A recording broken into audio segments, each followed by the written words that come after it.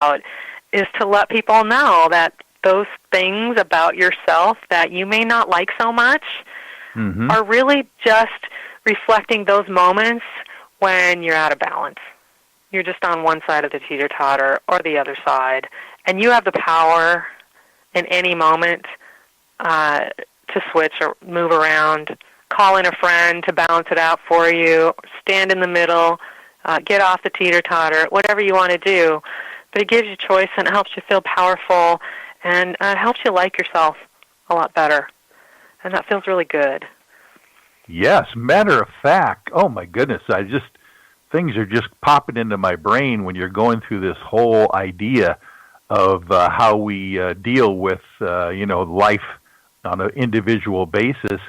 Would it be helpful for folks to send you periodic handprints throughout their, months or whatever of everyday life, and to allow you to make a determination or a coaching them in how they are doing, how they are actually finding this balance, or if they need to do something a little differently, that potentially would help them find that balance. That seems like it would be very helpful for someone to consult you about.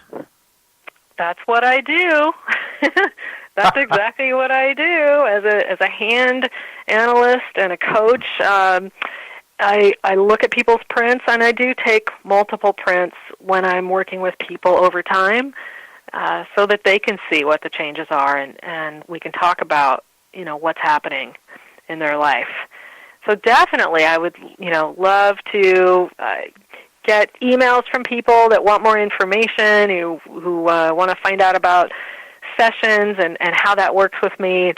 As you know, Mike, I send out little hand printing kits to clients who don't live locally, right? So if I'm with you in person, I take your prints myself, and if we live far away, then I send a little kit in the mail, and it just has these pre-inked sheets, and people just slap their hand down on that sheet and then slap it down on some paper and stick it in an envelope, and they mail me the prints, and we can work remotely online with Zoom or Skype to actually talk face-to-face, online. And I've got your hands with me in the prints.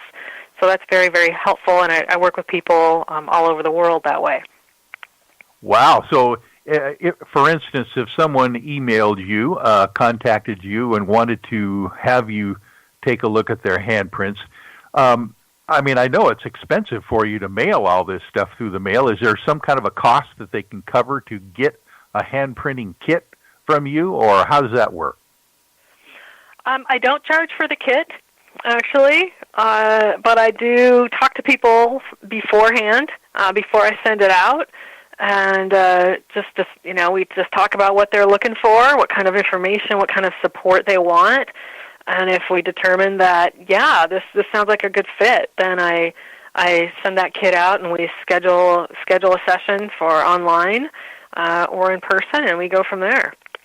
Yeah, it doesn't cost much to send the kit. It's just a large envelope with some paper in it and some ink sheets. Yes.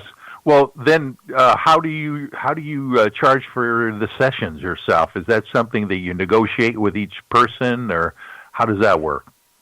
No, the prices are set. Although I do have, I do have instances of sliding scale when I accommodate people that have a hard time affording my prices. But they're all on my website, and I charge for a single session, or I charge for packages, and I work with people over time, which brings costs down quite a bit, and I find that's the most, they get the most value, for a bundle of, say, 6 sessions, an hour and a half long. Each one is an hour and a half. Oh my gosh. There's a lot of information that comes out in a session, and we haven't mentioned this, but one of the most powerful things that I do in conjunction with hand analysis is I'm a certified EFT tapping practitioner as well. Oh. So once something... Sorry, go ahead. Well, we might explain how that works for the folks out there that might not know what EFT is. Sure. Yeah, I'd love to. EFT stands for Emotional Freedom Techniques, and it's also called tapping. And it is it's an energy healing modality that reduces stress. That's the simplest thing. You tap on certain points on the head and the upper body and the hands, and while you do some talking and some other things, and it helps to just reduce stress, to cut the fight or flight response from anything that triggers you. So it works on in-the-moment stress, and it also works on past stress. So working with people with their hands helps me identify really quickly what some of their major issues might be. And then we use EFT to come in and tap away the stress and the triggering around those issues so that they no longer cause stress and they no longer trigger the person. And it's such a laser approach to put those two modalities together. There's only, I think, one other person that I know of who does both of those things. So we're very unique, cutting-edge approach to just cleaning up your life and helping you feel better, helping you like yourself better, and feel more normal, have more productive work relationships, and just walk with a lighter load. Yeah. Wow. Wow, that is a great combination. I mean, you could help people identify those stress areas with handprints initially, of course, and then you could help them with the coaching session of EFT, and then you could verify with further handprints later on whether they are progressing in dealing with those stress points, I would imagine. Makes sense to me, although I would caution that it's not a clear correlation between, like, conquering an issue in your life that's caused you trouble and then having that marker disappear. It happens often. It doesn't always happen. We do have scars and things in our hands, missing fingers, accidents that don't change. That's not going to go away. Of course, we're not going to grow the finger back. So sometimes those things serve as reminders, of lessons learned, of permanent reminders of things we need to keep our eye on and pay attention to in our life. But oftentimes, the markers just go away. The lines change. They go away. We grow new ones all the time.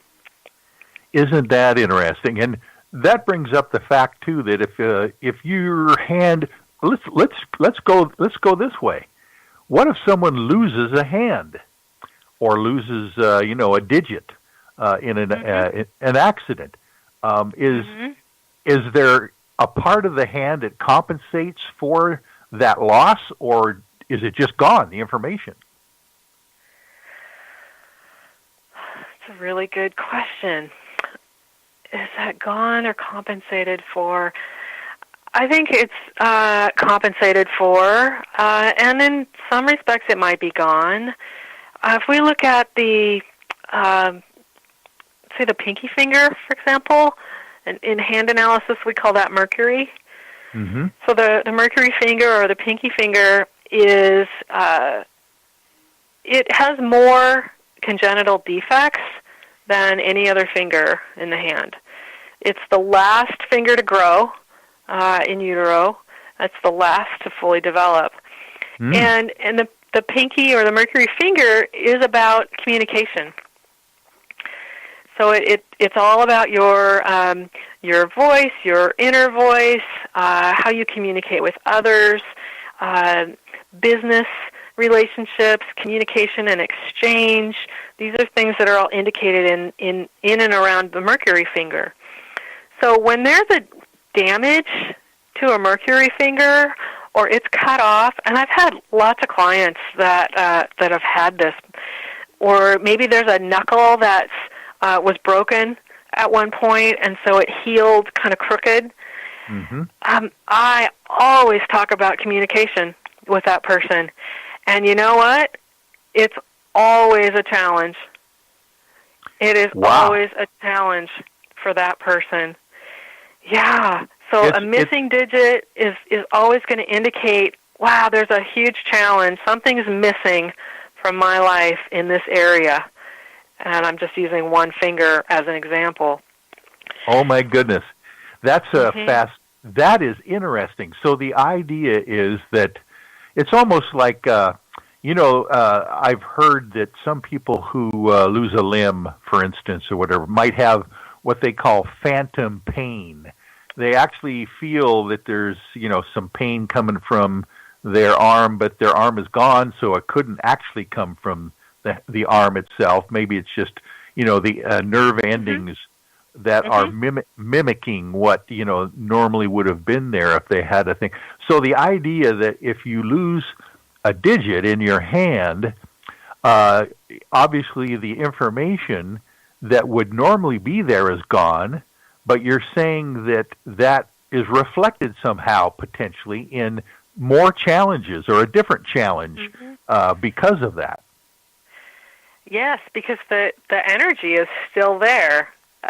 I don't know if you've seen any of those reports or studies that have been done of people who have lost like limbs or fingers, and they've taken energetic photographs of like the missing area. Like Kirlian photography, maybe. There we go. That's it. Yeah. That's the word. I couldn't think of the word. They've done that, and it shows that the energy of the full finger or the full digit or the full limb is still there. Oh, my goodness.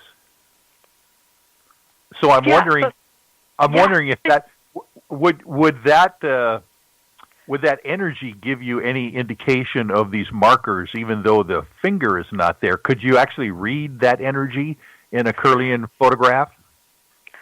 Well, any pictures that I've seen of those studies, it's been sort of sparkly, shiny light, emitting or outlining that limb, but it certainly doesn't provide the detail that I get when I look at the tip of your finger with a magnifying glass. Yes. So I would say no, and it doesn't really matter because it's so obvious that area of this person's life is missing. I mean, it's literally missing. So translate that into, say, how's your communication? How is it missing in your life? And it doesn't mean you're doomed. You lose a pinky finger or you're injured. A lot of people have injured pinky fingers, and they're wonderful, excellent, heartfelt, authentic communicators. They may even be healers themselves. So it's not a life sentence that you always have to have trouble in that area. It just means that there's a focus in that area for you. It's sort of, we talked about the teeter-totter earlier. It's like, this is the playground that you're in. And you get to play with this and experiment with this and try out different things and maybe develop mastery over your communication because it was brought to your attention that this is an area that needs to be developed. And that's what we all want, right? We don't want to be stuck with our wounds and our poor old me stories and our limitations and limiting beliefs. We want to overcome them, and we want to end up stronger and better. Mm-hmm. So that's what hand analysis and EFT allows people to do. See it more clearly so they have more choice and, go from there and have more fun with your life and make it be easier. Yeah, exactly. Well, what we're going to do, Michelyn, we are going to take another break here in just a moment or so, and then we're going to come back and really get into the last details of your scientific hand analysis on the last hour. But this has been fascinating for me and hopefully enlightening to the audience out there that haven't been able to be exposed to this kind of information about their own hands, their own body, and how it relates to their lives.